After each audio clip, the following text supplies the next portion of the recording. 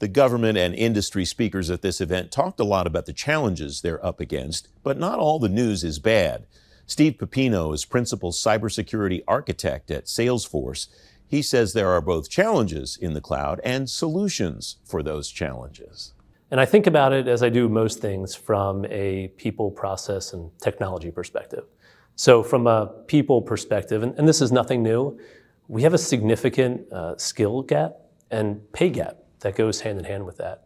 From a skills perspective, and this isn't limited to just the government, this is across the nation, but we have a limited cyber workforce. And so that's a real challenge that we face. But I think what's more important, well, just as important, is that cyber workforce, getting them interested in working with the government, right? And so how do we attract these very highly talented folks to work for the government? And we have to start looking at the pay limitations. I know plenty of very talented cybersecurity folks who have a ton of experience, but they often find that when they're interested in the government, there are limitations, like they're required to have some specific certification. They don't have that certification. They're offered to come in at a lower pay level, and that causes a problem. So I think we have to really address this issue with the workforce. And as we look at, getting them properly educated, how we can collaborate with academia and certifying institutions. And this is already happening, right? There's a lot of public-private partnerships between the government and academia. But I'm a big fan of addressing problems at their root. And without these people, the rest of it doesn't really matter. Mm-hmm. What can each of the people in those partnerships do? You talked about government, you talked about industry, you talked about academia. Are they doing things now that they should do more of? Are there things that they're not doing, any of those three partners, Sure. that they could start doing? Yeah, and going back to the certifications and the pay, I think the government has talked about this a lot, but we still see the same limitations and requirements, whether you're coming at it from a contractor perspective or government personnel directly. And so I think the government could do more to relax some of those requirements. Look, don't get me wrong, having the right certification is important, but if you have an equivalent background, right, just like the requirement to have a four-year college degree or an advanced degree, that's great.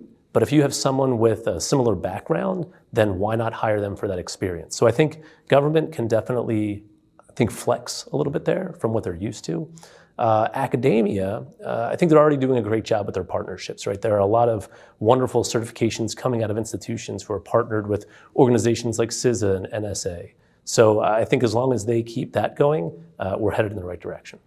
What is the mark of success? Is it just the number of people that are coming in, or is it also necessary? I'm sure it's important. Is it also necessary to somehow qualify the type of experience or knowledge or whatever that they bring in? I think we have to keep our eye on the number, the enrollment, and the diversity of the enrollment in academic institutions in these cyber programs, right? So we want that diverse workforce that helps any cybersecurity program from a maturity perspective. So we have to keep our eye on that number. That number needs to keep going up. We know there's a significant deficit today. But from a quality perspective, I think that's where other measures come into play. Things like, if we're looking at a grade point average or things of that nature, right? The high quality of folks, they're going to get pulled in first to the government, hopefully. But you're right. We have to look at that from both perspectives. And as the numbers start to fill out, because it sounds like everybody's trying to tackle this problem, as the numbers start to fill out, what does the dispersion throughout the government look like, do you think? Who goes where, and how does one distinguish what the right people in the right spots are? Yeah, and I think the bigger problem there is really about how the government operates as a whole, from enterprise level down to individual agencies. We have organizations like DISA and DoD, right? We have CISA. We have NSA. Those are kind of those top-down enterprise agencies that have oversight of all this. But then you have the individual agencies themselves. So I think there has to be this coordination. Obviously, I think you want the best of breed at those higher enterprise levels. But you need folks, where the rubber meets the road, who are hands-on keyboard at the individual agency levels, especially in the military and in the intelligence community. who are there to get the job done as well. So there's that top-down approach, but there's that bottom-up approach as well, and there has to be that coordination between the agencies to figure out that division of labor. Steve Pipino of Salesforce.